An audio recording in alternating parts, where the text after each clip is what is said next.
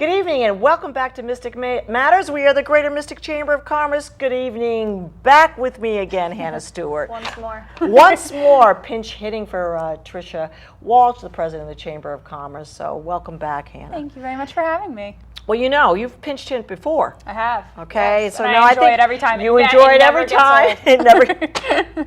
When it gets old, let me know. Okay. So what's going on?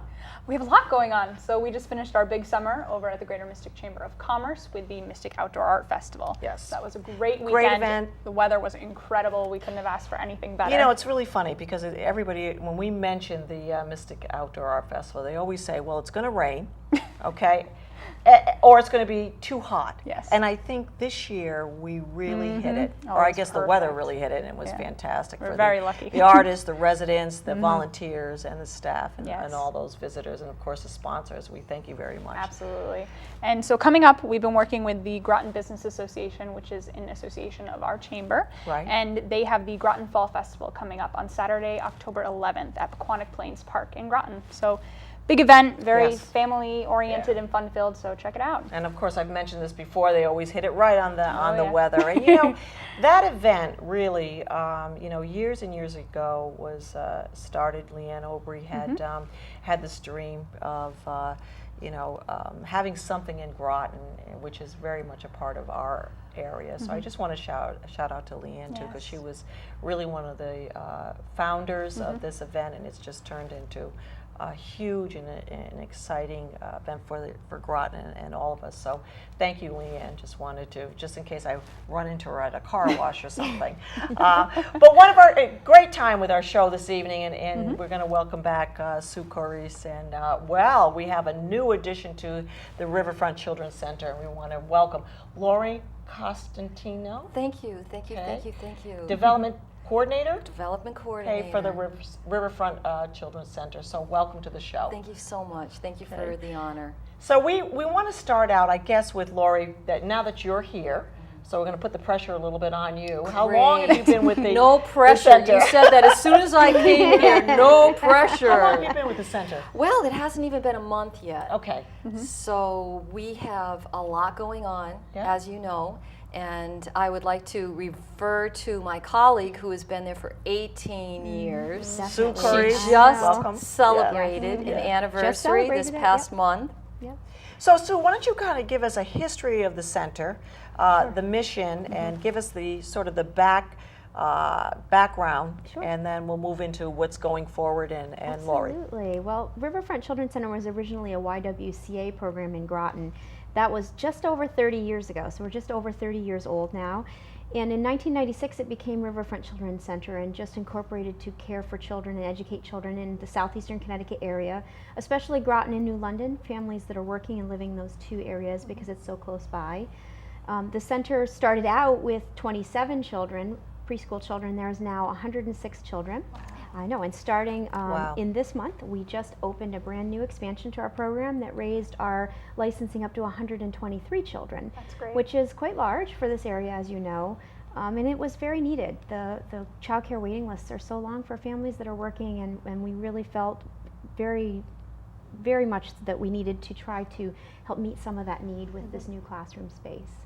So we provide early childhood education to young children, 6 weeks all the way up to 12 years of age. So 6 weeks? 6 weeks. We have 6 Now, you see, I olds. learn something new all the time. 6 weeks. Yep. We're Wow. licensed for 6 weeks, and we very rarely have 6-week-olds that start in the center because obviously it's better if you can try to be in a home environment when you're that young. Right. But once in a while there's a family that has to, and they just can't wait to the 3-month range when it's a little bit healthier for the child's own immunity. And so we can have children that young. It's a challenge. They take a lot of individualized care.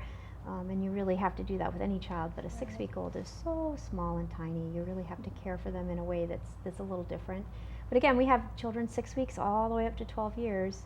The majority of our kids are preschoolers, 3, 4, and 5-year-olds, so most of our kids are of that age. But we have 40 children that are under the age of 3. in the program, which is also a large number of kids. How's the sound level at the river? It can be really loud at times, right around 11 o'clock when it's lunchtime for a lot of kids and sleeping time for the little babies. Right. You know, just like any of us, we get a little cranky when we're tired and hungry, but there's also a big chunk of time when it's so very peaceful and quiet because the children are all sleeping, so there's usually a few hours of the day where the kids are sleeping, resting, rejuvenating. Some of our kids are there at 6 in the morning. We're open at 6 o'clock in the morning. We close at 5 in the afternoon, and so they've had a long day by then. So And usually they're there for the whole day? most of our kids Okay. are. Most of our families are in the service industry, and so they may be working more than one job, and they're working a few hours in the morning, a few in the afternoon. Some of them were working several jobs with big chunks of time during the day, and they need to really have those 11 and a half hour time frames. But not all of the children. Most of the kids are there between about 9 and 3 for sure as core hours. So we consider that our core educational hours, and we make sure that at that time that's when most of our curriculum is done. So someone coming at 6 and leaving at 2 won't miss something critical at 3 o'clock that they need to get ready for kindergarten. So can you tell us a little bit more about this expansion? Is it a physical expansion? Well, it is. The building isn't getting bigger, but Okay. we moved into a portion of the building that was storage. So Okay. we really did. We got a small bond from the state of Connecticut for early childhood, and we've gotten some donations from several large grant donors in our area. And we expanded into a storage area, renovated the entire space, made space for 17 new children at a time. And what they do is they share that space. As you've learned before, when we've been here, the school agers that come in the morning and the afternoon are not there in the middle of the day. So they share that classroom space with younger children. So we'll add a capacity of about 30 new children to Riverfront, which is a big thing for Groton. That's great. It is wonderful, and some of the spaces are school readiness spaces, so they came from the state, funded for children, for parents that are working and that children need to get some skills ready for school, for kindergarten. The rest of them are all open community spaces, so it's a nice mix of families and nice mix of backgrounds, so we really are excited about this. So let's talk a little bit, because I want to talk a little bit about the garden. Yes. Okay, because I remember maybe about 4 years ago. When did this start? The garden has been there for about 7 years. but 7 about years, 4 okay. years ago, we really hit our prime. If that's what I think you're. Tell us a little, right. So tell us we a have little a bit about the raised garden bed, about 40 by 50, 40 by 60 garden bed that the children use. It's a learning garden. The teachers and the children work together. The parents come out. We do planting. We do trainings with families about planting different kinds of vegetables and then harvesting them and using them with their food. There's a lot of work around nutrition. And I think the cycles of life are really important for children. And we've been so disconnected, several generations of children disconnected from growing cycles and life cycles, and the idea that you can pick something out of your garden and take it in and cook it and have it part of your healthy meal. So we're trying to bring that all full circle. This year's addition to that garden, that wonderful garden with tomatoes and eggplant and corn and all of those vegetables, we added a partnership with Get Growing Connecticut, where we hosted about 1,000 plants that we were able to help distribute into the community for personal gardens for families that needed to have food. And in exchange for that, they helped us to plant a little orchard on our property. So we now have about 6 to 8 orchard fruit-bearing plants that within the next 2 years will have all kinds of plums and peaches and nectarines and apples for the kids to go out and harvest and to use as part of their snack. That's so great. So now, when the kids, is this a program that is funded, or can they get some assistance? Or tell us how that works. Sure, absolutely. So Riverfront, about 95% of the children are funded in some capacity with scholarships. We work really hard to find grants, state grants, private donors, private grants. We have fundraisers, which Lori will be talking a little bit more That's about. sort of my segue. It is a segue. into But all Lori. of that comes into fund tuition so that Right. we can help a family afford quality early childhood education. It's Because this is really- from Monday to Friday, It's isn't Monday it? through Friday. That's It's quite a- 51 weeks a year. We only Right. close for 1 week, and we are supporting working families. Our mission is to empower families to have quality, high quality, affordable care for young children and education, but to empower families to succeed. So that includes diapers and helping people with nutrition training and parenting, all kinds of wraparound services so that they can support themselves and hopefully better their economic situation while they're with us. Well, yes, absolutely. So speaking about funding, Lori, I guess the pressure now is on you No to pressure, raise no pressure. awareness and go out there and find more funds to help the center. So what do we have going on? the 18th of October, our 9th silent auction annual event. This is a core mission to the Riverfront Children's Center, and we have so many wonderful, wonderful aspects of this. The first that I would like to extend my sincerest gratitude are the donors. And I would like to take a moment just to mention some of the fun activities that we have for not only children, but families, individuals. No one is excluded. I'm going to start with the Granite Theater in Westerly.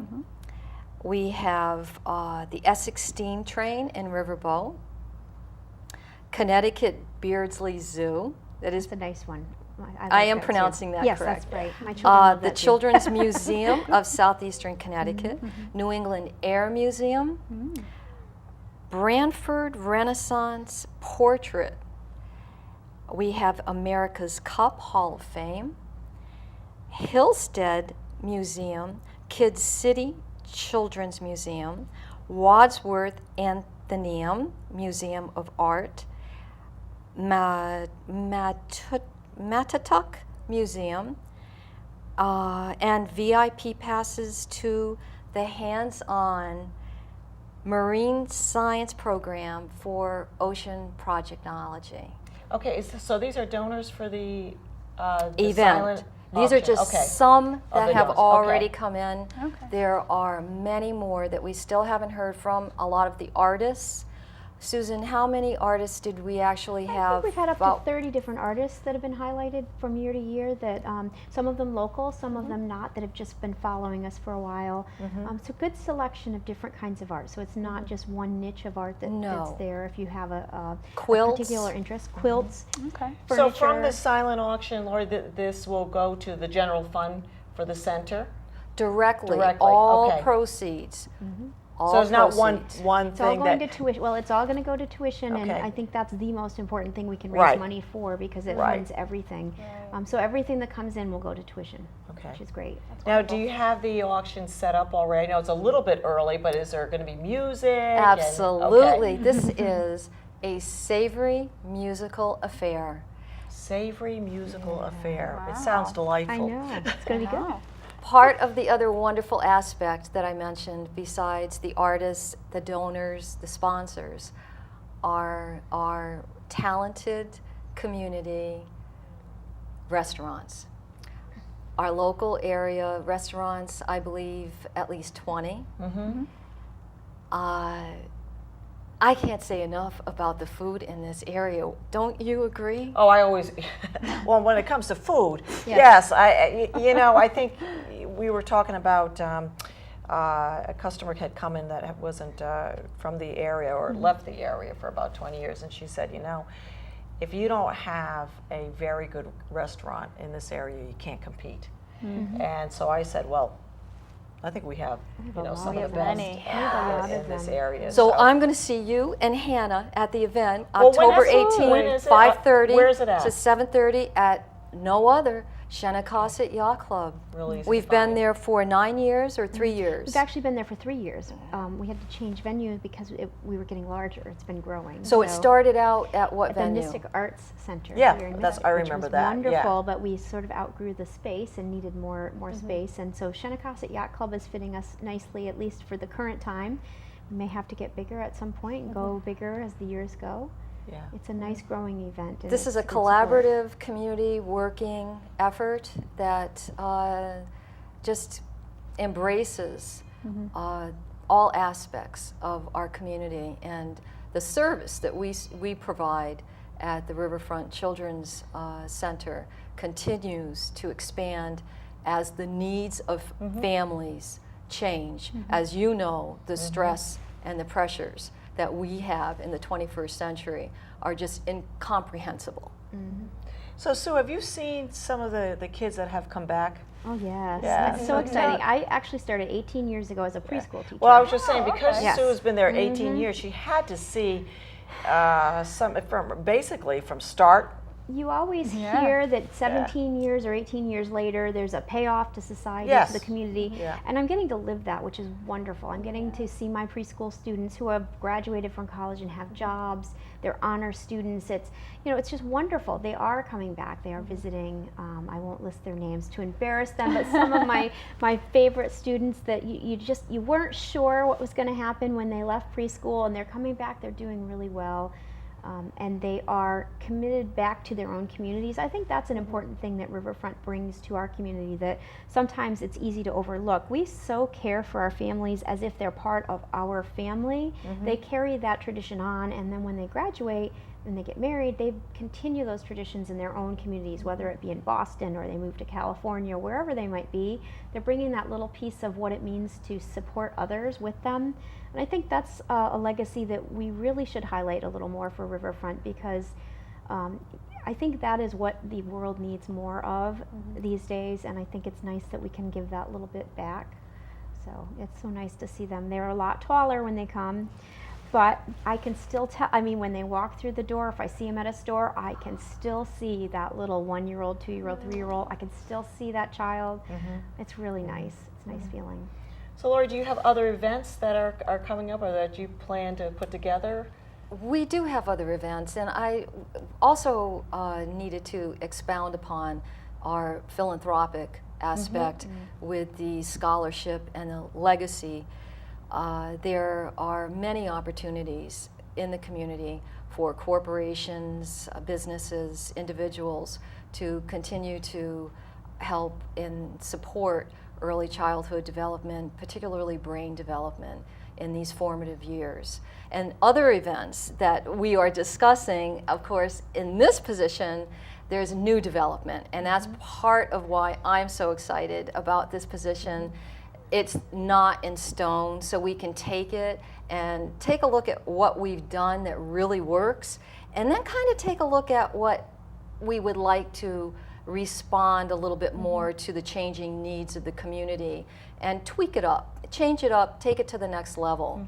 So thank you for letting us be here and taking it to the next level, because this is so important for people to actually take some time to hear what our mission is for those who do not know, and visit our website, be involved in the activities that we offer. And the services in the program are just, goes beyond words. Well, I think just like in any other organizations, whether it's the chambers or nonprofits or the Riverfront Children's Center, you need, and in the development side of it, you need to constantly be creative. Yes. And I think that's going to be the challenge for all of us in the same positions. I mean, even in business, you have to be constantly creative to let the community know that this is a particular organization or a product that they want to give to. And it's important that we all take care of what's just right in our community. And I have this, you know, with Majestic, I give only to our community.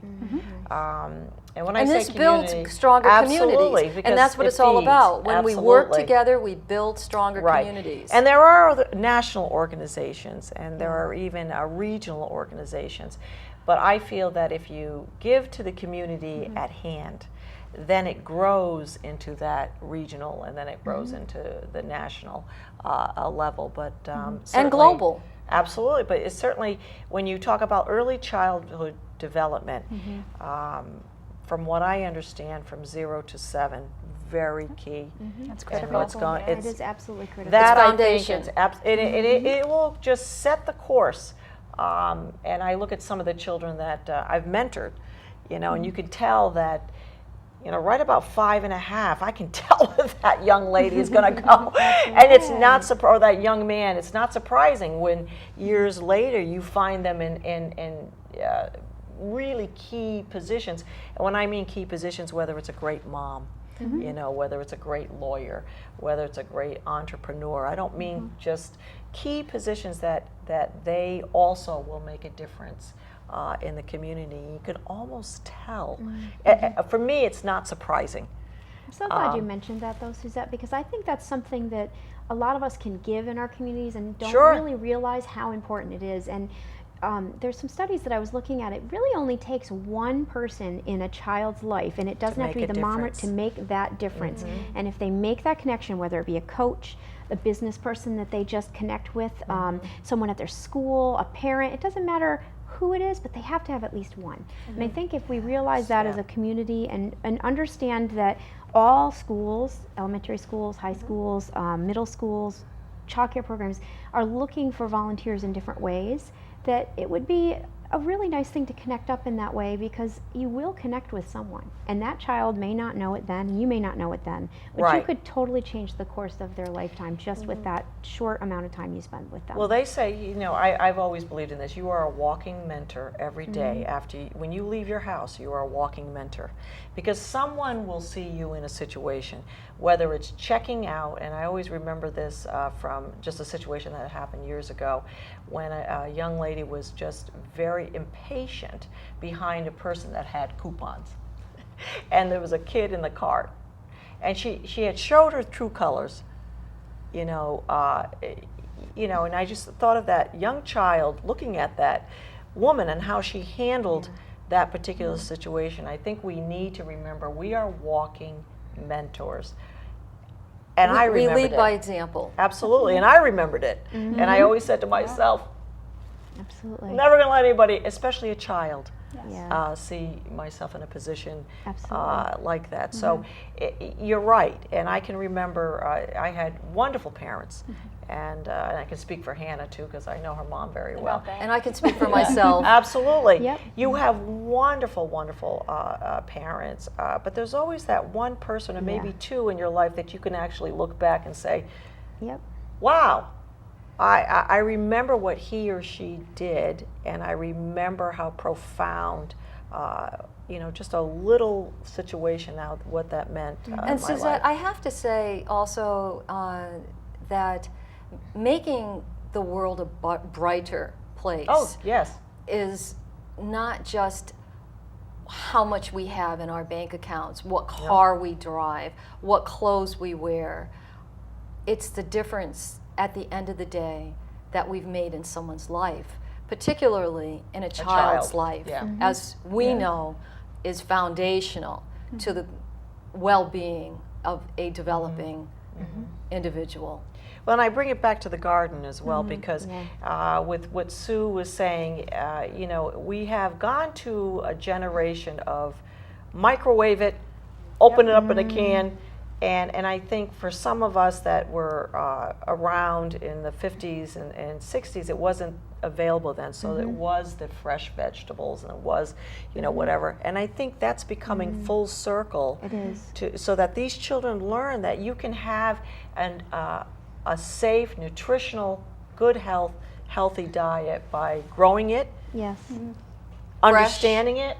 Fresh. Yeah. I think part of that is like a 10-year ago phenomena for us that you're experiencing with the microwave. We had several generations of families at Riverfront that their young parents and their parent didn't teach them to cook because they didn't know how to cook, so they were repeating the cycle.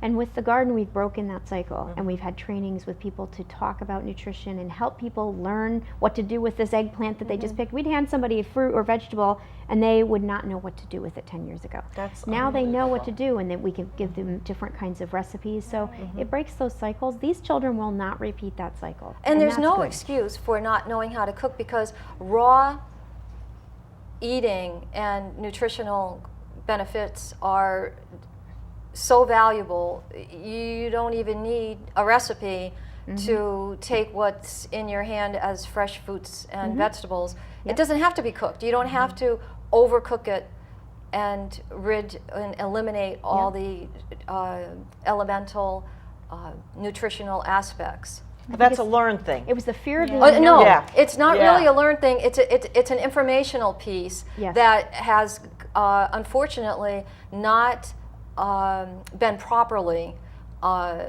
communicated, as so much of our information is today. I think it's the fear of the unknown, as you're saying, and that if once you're told this and shown this, you don't have to worry about it anymore. You're not fearful of it. That's what it came down to with a lot of our parents. They didn't know what to do with it, and as soon as we said, "Here, do this, this, and this," they said, "Oh, I can do this." So See, the my center- parents didn't have any problem with that. Our grandparents had no problem Yeah. with it. Yeah, What but- happened was after our parents and we went into the 70s and 80s where we couldn't get things fast enough, then we became so processed and capitalized into products that we neglected the simplicity of life, which we know has compromised our health, our well-being, our families, our whole culture. Well, it's interesting that because I think from that aspect of teaching, I think the Riverfront Children's Center is not only teaching the children, but is also teaching the parents. Absolutely. So this is sort of a domino effect Absolutely. all the way around, which is great. So, anyways, let's just wrap it up, Lori, with telling the audience again when this wonderful event is, and the time, and where is it located? Shenecosset Yacht Club, October 18th, 5:30 to 7:30. Good eats. Good eats. A savory musical affair. Is that the theme? Tag team. Yeah. We are blessed with tag team who will be. I'm not going to tell you what kind of music. You have to come. It's a surprise. So it's a surprise. It's a surprise, but Yeah. they are doing some special sound for us, and we have. Gosh, so many people that have previously been with us. It's quite a large I can't event. express my It's quite a large gratitude. event, and we have a good Yeah. following of people that come each year. Yeah. So we change up a few aspects each year, music, food, but it stays the same flavor that it's been. Which is Yeah, nice. I love that. Sue's got it right. Stays the same flavor. That's right. That's kind of with that savory thing going Savory on here flavor. with Lori. Well, Sue, nice to have you back, Thank you. and I'm sure I'll Appreciate see it. you in your 19th year. You should. Lori, welcome. so Welcome not only much. to Mystic Matters, but to the Riverfront Center. Thank you. Children's Center, and we're happy to have you here, and hopefully we'll get you back next year. So Pleasure. remember that October 18th date so that everybody attends. Hannah, really nice to sit with you again, and I'm Yes, sure thank I'll you see again. you again real soon. We are Mystic Matters, the Greater Mystic Chamber of Commerce. Good evening. Thank you. Thank you, ladies. Thank you so much.